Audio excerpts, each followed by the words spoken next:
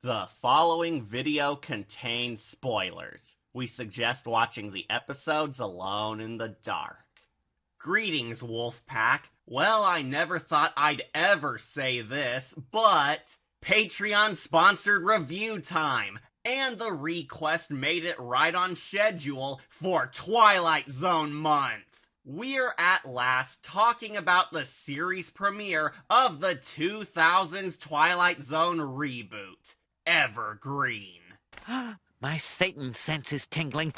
It goes without saying, but if you're unaware, the G3 Twilight Zone series has received mixed reactions from people, even to this very day. Personally, I don't believe it's the worst horror anthology saga at all, nor even the worst reboot ever created. In fact, I do believe there are some good tales among its run. However, I do agree that it's not a worthy successor for the franchise. And it does have more bad episodes than good episodes. The show had split reactions all the way from the beginning, starting with this tale. I have heard both high praise and massive hate from both sides over Evergreen. Some thought it was one of the rare underrated horror gems of the reboot, while others view it as one of the infamously terrible titles as well. Evergreen is one of the few episodes where I've seen argument from both camps. It's simultaneously defended as a good scary story and bashed as a lame fail bomb. There's very little middle ground. For those who don't know, Evergreen's plot is about a dysfunctional family moving into a bizarre, perfect utopia town, where creepy stuff soon occurs while the main character slowly puts it together that she's in grave danger. Being your pilot episode and all, a creator wants the first adventure to hook your audience instantly. But did this reboot succeed? I will say yes and no. I'm happy to report that the Forrest Whitaker era of the series has officially outdone that garbage Jordan Peele diarrhea, since it managed to make more episodes than Gen 4.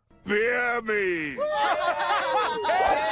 However, G3 Twilight Zone has still yet to clear its own name of all bad critique. So we plan to go back to where the saga truly started, to see if it did put its best paw forward. While the third gen show did try to reattach the franchise back to its Serling roots, it did still try to be like the 80s era too, experimenting with more horror stories to tell in the dark, rather than the typical cautionary tales like the 50s series. Oh, don't worry, this show will still embarrass itself with dumbass social commentary too. We'll get to it. However, there was an attempt to make the Twilight Zone actually fun and dark again. But was this episode a great dynamic return of a classic saga, or a bad reminder of all the foul stench this reboot left behind? Well, that's what we plan to find out. So grab your keys, cause we're about to unlock the gate to our nightmares. This is our wacky review on the first adventure of the 2000s Twilight Zone, Evergreen.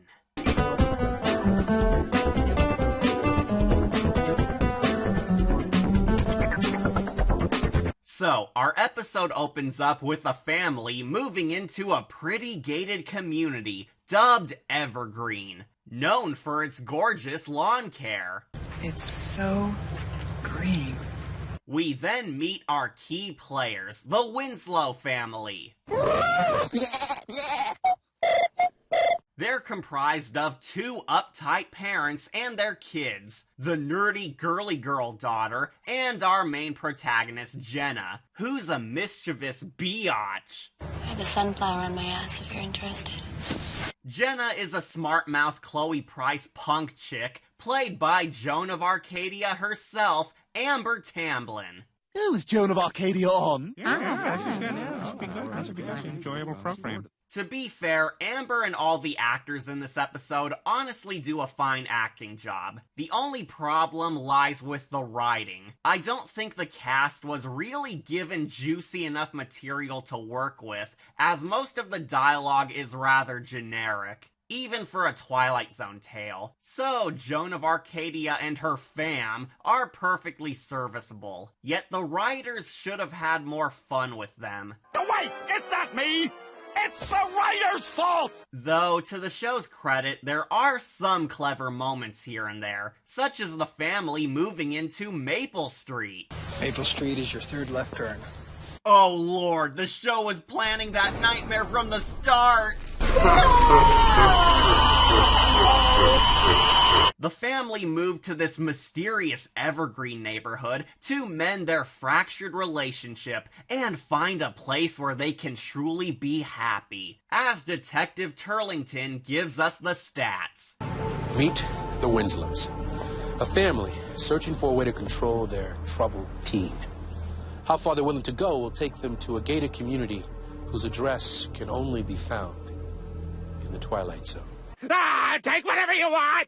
The fam moved here since they were hoping Evergreen would fix their lives, as they remain very untrusting towards Joan of Arcadia, due to her delinquent attitude. However, the episode quickly establishes that, what else? There's more to this ominous community than it seems. Evergreen's an ultra uptight and eerie Stepford Wives kind of place, where everything is perfect, the kids are uniformed, and everyone's calm, yet also seemingly depressing. What's that? I don't know. She's not the only one who feels like crying.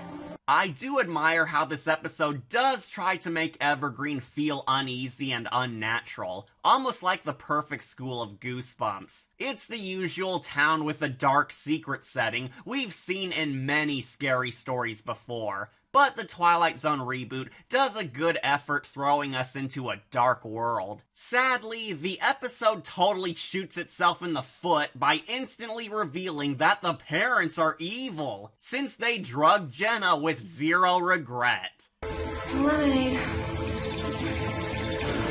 She guys put in it. It's for your own good. Or beam her up to the Starship Enterprise. I think this was a huge mistake, as it gives away that the parents are unquestionably wicked since they do whatever it takes to secure a position among the sketchy town. Now we know the parents are total villains and the town's whack in the first minute. Bye-bye, suspense, don't need you here. It kinda lessens the twist when you establish them as bad guys before even learning of the town's evil secrets. The Winslows drug their kids in order to alter their life. Upon awakening, we see they tossed out Jenna's stuff, changed her wardrobe, and even removed all her tattoos and piercings. And they somehow did all of this overnight. Tattoo removals do take some time and require surgery, yet the fam somehow did it all under a few hours at home. Space is warped and time is bendable. Joan of Arcadia whines to her fam, but of course they argue that they only did it for her own good, where they're welcomed by the leader, Cliff, Evergreen's Homeowners Association chairman. Ooh, move over, Talkie Tina. This episode's got an uptight soy boy narc as our epic villain. The episode does hint that there's a higher order at play, but Cliff acts as the voice of the Big Brother commune. Not a bad idea, but much like the Roofie parents, they don't exactly hide that Evergreen is corrupt. He tells the kids that their parents made great sacrifices to join their peaceful tribe, so they shouldn't be too hard on them for making a tough call, quickly revealing that this place is a cult town of narcs, man. Evergreen has delusions of being a perfect, wholesome community who bans those things that the kids love, because they believe their neighborhood can be better than that pesky degenerate society. It's a pretty decent attempt at making a secret fascist city who gaslights others into obeying their alleged noble intentions, but sadly, the story is very unsubtle about it. Your parents are providing you a haven from the outside world with its drugs, gangster rap, violent movies. Oh, you mean everything I care about? Life is full of trade-offs. Don't get me wrong, I do think plots like this can be very amazing. I point to such classics as The Stepford Wives, The Perfect School, Star Trek, The Perfect Brother, and heck, even old school Twilight Zone as such perfect examples of this setup. Evergreen's issue is that it only hits the basic beats of this writing without offering up a new spin on it. The episode feels rather standard at the ominous Perfect City tale. Most of this arc is building up how Evergreen is sinister, which we can already figure out. But they do have one major plus that did make it slightly cool again. I only wish the story went a bit further than, oh, we hate that crap the youngins are into these days, since it's not nearly as profound as Rod Serling's classics were back in the day. Big shock, Jenna hates it here and wants out. But it's gonna be hard with guards crawling everywhere.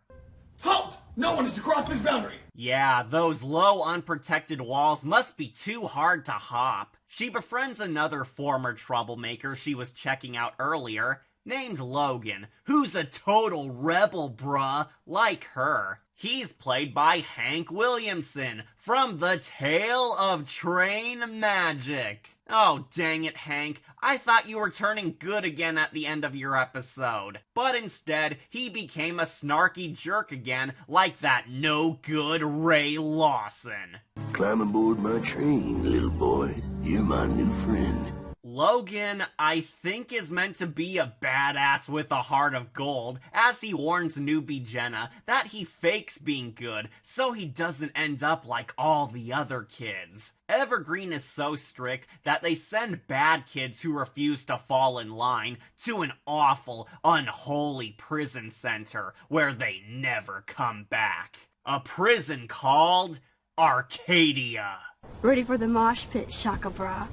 I think it's pretty obvious that this place nobody ever comes back from is blatantly an execution site, where the nonconformists are killed. But the episode does try to build up to what it really is fairly well. Logan's presence reveals that many kids have not adjusted to the ever-seen Evergreen, as they don't like all these Puritans oppressing them. It's doing a fine job setting up cool ideas, but the fact that the main hero has no reaction to it leaves very little impression. There is a looming dread, but sadly, the episode has skewed priorities. The two rather quickly form a bond as Logan tries to tap dat Tamlin ass by inviting her to a secret party he's hosting tonight, featuring all that naughty contraband. Ooh, I hope it's a Courtney party. Ain't no party like a Courtney party.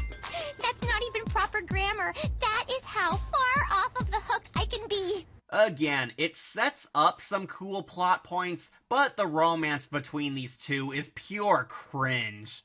I got a stash of MP3s, a bottle of Jack, and a little weed. All buried not far from here. My hero. Whoa, move over, Gwunkin. You've been replaced. She awaits her date, but spots the secret police chatting with Logan's parents. Jenna's sister, whose name I can't even remember since she's so boring, acts as her only confidant while trapped here. The kid's sister is also forced to obey the Evergreen Code, but doesn't like it very much. Yet we see that the siblings do have their own divide, as the kid's sister wants to be the good daughter, following the rules, and bickers with Jenna on her bitch mode. But they do get along well enough in spite of their arguing, and do think something's up with this place. You don't say. Conveniently, right as her sis leaves and nobody's around, she sees Logan running away in panic, but his fam don't help. Jenna attempts to aid him, but he tells her to hide since the fuzz is after him. Then, for no real reason at all, he pointlessly stops running to give himself up, when he has all the time in the world to escape.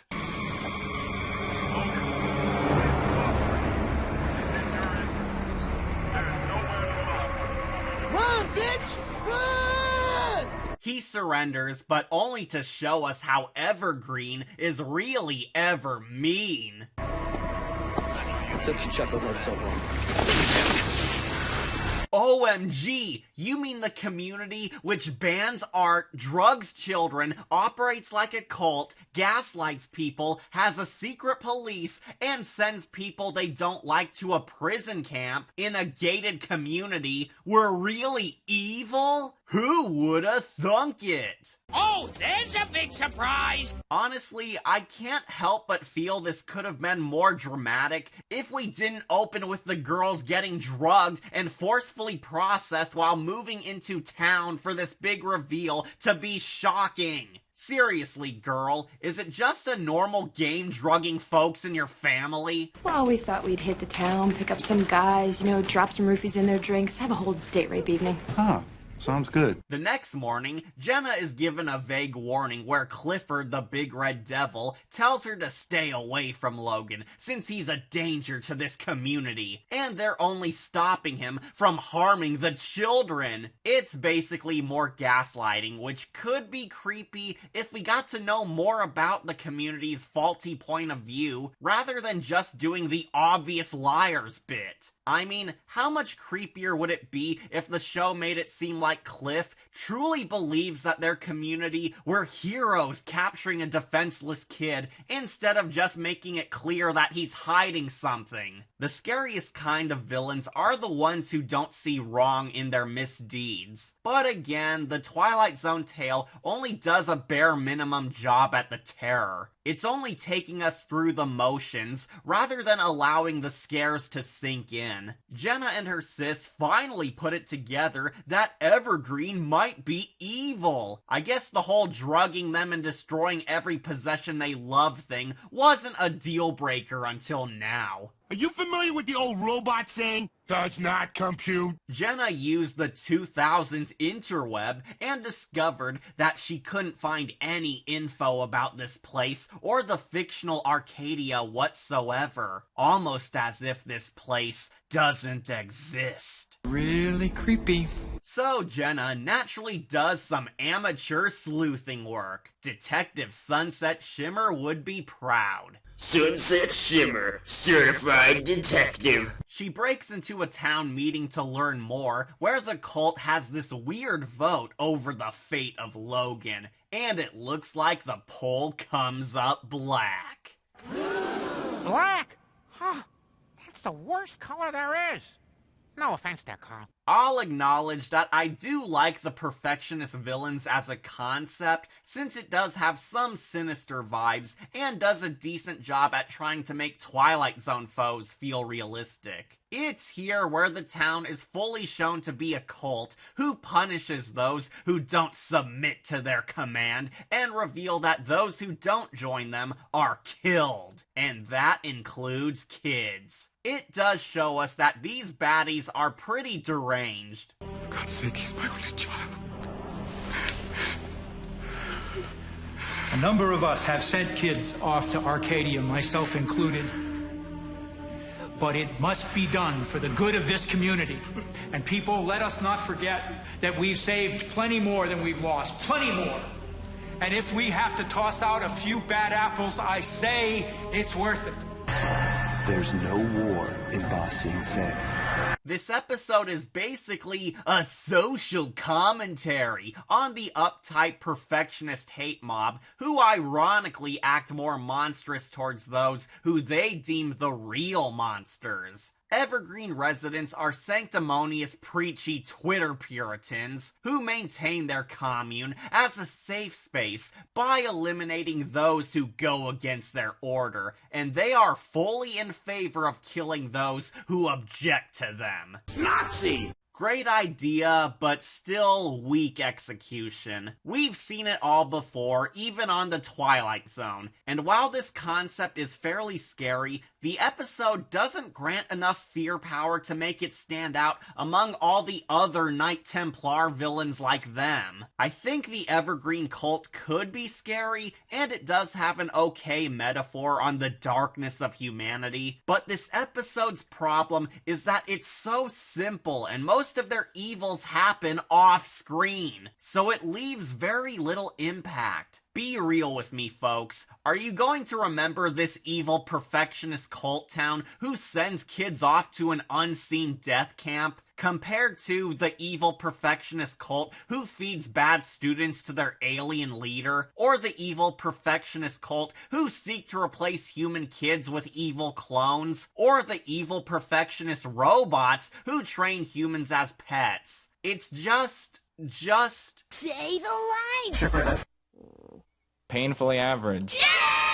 In short, I love the idea, but it just required a bigger bang. And just when Logan gets sentenced to Arcadia, Jenna spots Logan being taken to Arcadia. Hey, what a coinky-dink. Jenna pursues and totally fails to save him because she's a teenager versus an armed van. Moron. The guards somehow recognize her in the dark and place a bounty on her. I'm listening. She gets home and tells her sister that they need to get the heck out of Dodge while the getting's good. She asks Kid Sis to mislead the cult and meet up with her at a safe space outside of town. They catch up in a park, but her sister brought friends.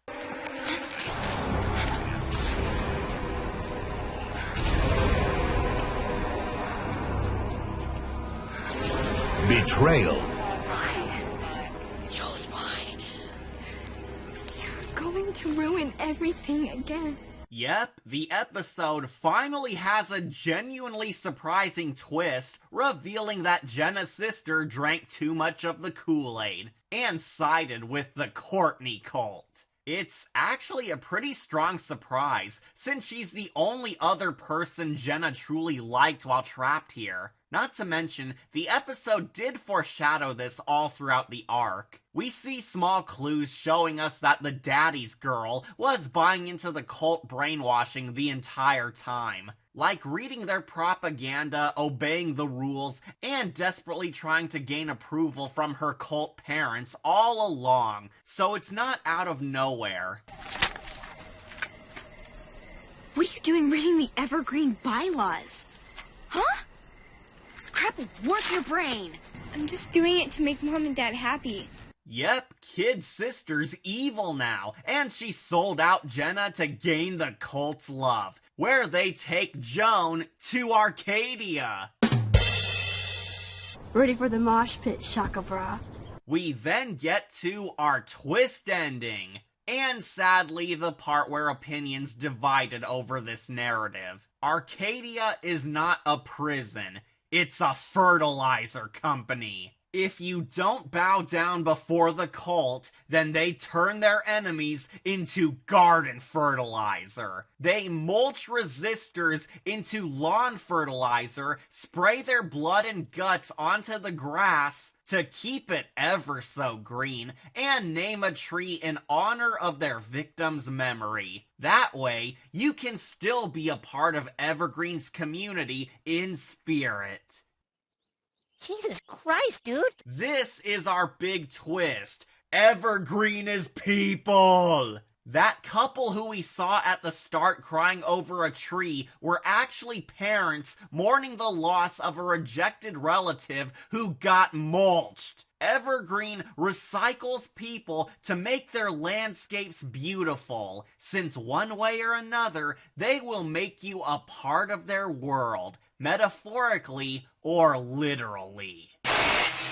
There! Now you have closure, and our grass will be green all winter.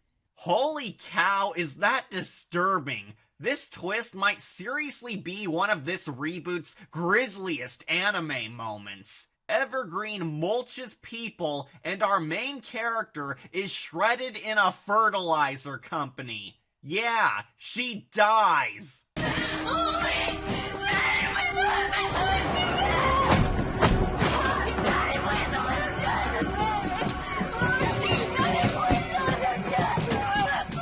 She's dead!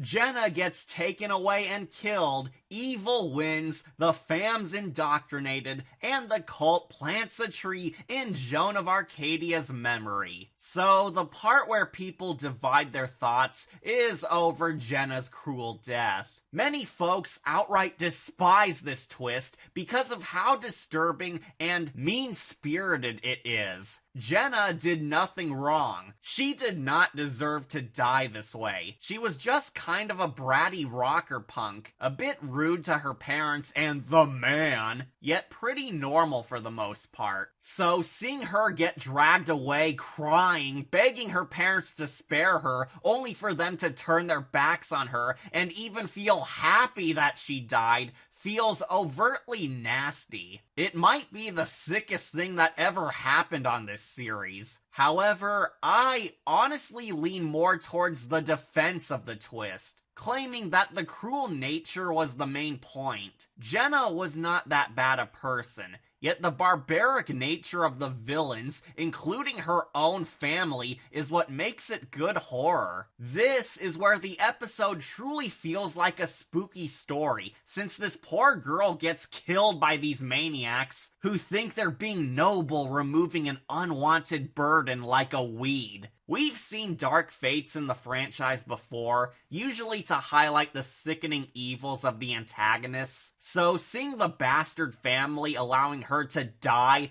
works to show us the true horror of the story. That the Winslow family are just as evil as the cult is, since they do nothing to help her, because they just want their own shallow, perfect happiness over trying to understand or raise their child. The true nightmare of this story is how far a person would go just to obtain their dreams of a flawless life, even if it costs them their humanity. Plus, how do we know Jenna won't like being a tree? Like Fluttershy. You know, she's not a tree, right? I'd like to be a tree. You sure about that, Flutters?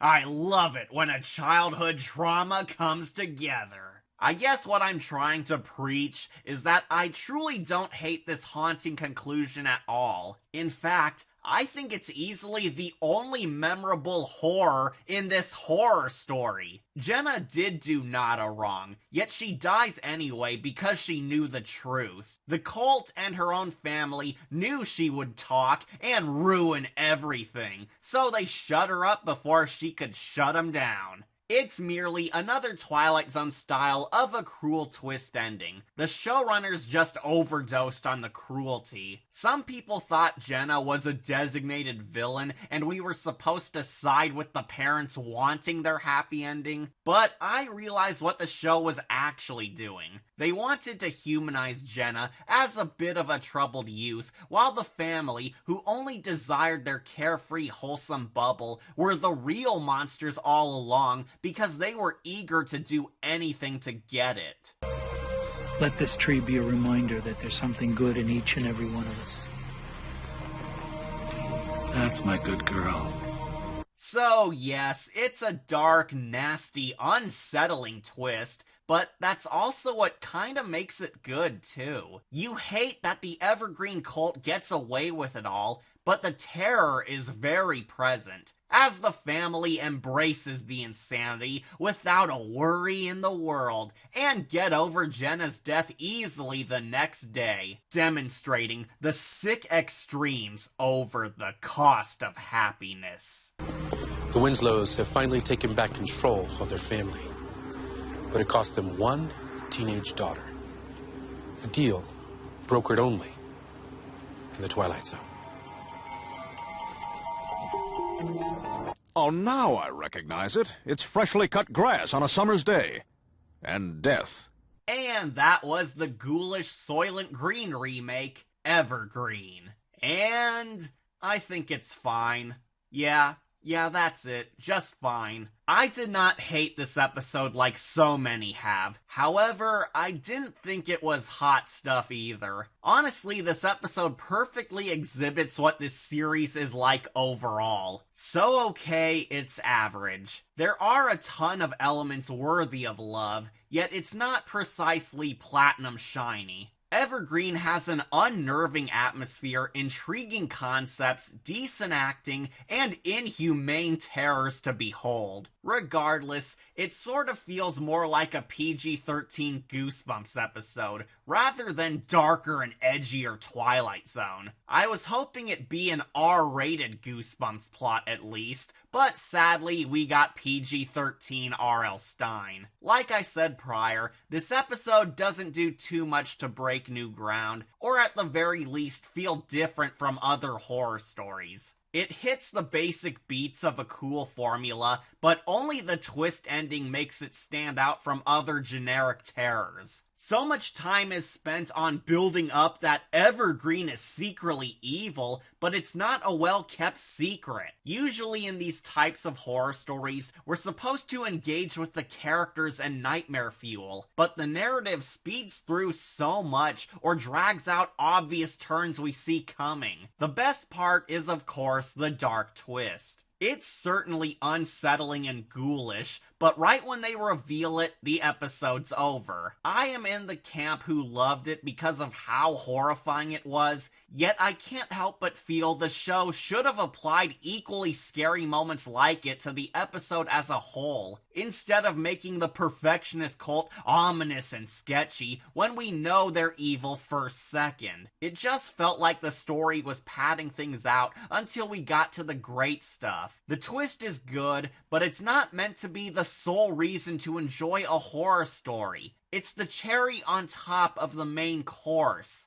This episode's only a cherry with no sundae. Jenna was not really bad, but she's also not quite the most relatable Twilight Zone character ever, which is a problem because we're meant to see Twilight Zone protagonists as relatively normal people caught up in a world of supernatural. You do feel sorry for her when she's spurned by her own family and sent off to die, yet you can't help but feel that she was so dumb for not getting out sooner when her own parents drugged her and ruined her life. Tamblyn does her best, but Jenna falls into the idiot horror story character trap. We apologize to Joan of Arcadia's sanctimonious, fear-based, and probably overweight viewers. Every other character is just a plot device. They're acted fine, but they just put Jenna's story in motion. I do like how the story flips the perspective by showing us how troublemaker Joan of Arcadia is not always a punk, but still a scared kid underneath, while the parents, who are understandably tired of her disrespect, were actually evil freaks themselves, who were willing to toss her away just to get their selfish tranquility. It does feel a bit Twilight Zone. In conclusion, I think Evergreen only reaches okay. It has awesome ideas and some disturbing terrors, but you kind of hope they'd go further with it instead of saving all the gold material for the twists. Nevertheless, I do understand not liking it because there are many faults, such as the slow pacing, obvious reveals, and lack of wilder scenarios. Yet it's not as aggravating as other stories from this series, since they didn't focus on a BS message or have mindless stupidity. Evergreen has a nice vibe on the surface, but its narrow scope and wasted content only makes it a nice baby flower petal among a grander blooming garden. So, I grant this premiere adventure a silver skull. Evergreen is alright. It may be an adequate Twilight Zone story, but hey, still better than Midsummer. Hey, that cat's on the grass! Mulch him! Gah!